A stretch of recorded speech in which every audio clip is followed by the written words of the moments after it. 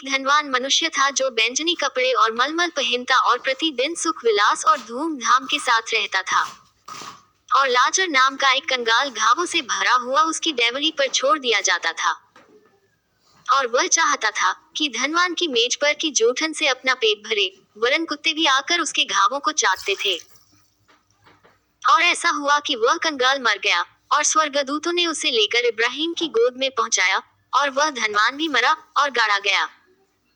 और अधोलोक में उसने पीड़ा में पड़े हुए अपनी आंखें उठाई और दूर से इब्राहिम की गोद में लाजर को देखा।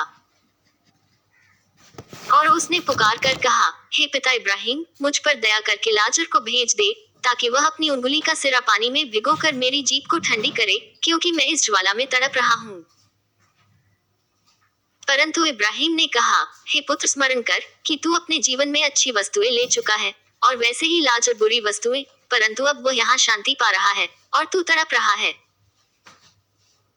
और इन सब बातों को छोड़ हमारे और तुम्हारे बीच एक भारी गड्ढा ठहराया गया है कि जो यहाँ से उस पार तुम्हारे पास जाना चाहे वे न जा सके, और न कोई वहां से इस पार हमारे पास आ सके।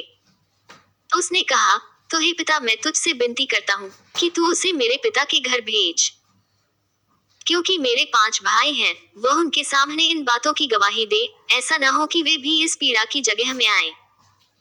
इब्राहिम ने उससे कहा, उनके पास तो मूसा और भविष्यद्वक्ताओं की पुस्तकें हैं, वे उनकी सुने।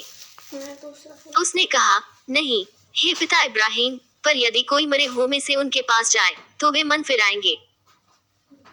उसने उससे कहा कि जब वे मूसा और भविष्यद्वक्ताओं की नहीं सुनते, तो यदि मरे हुए में से कोई भी जी उठे तो भी उसकी नहीं मानेंगे।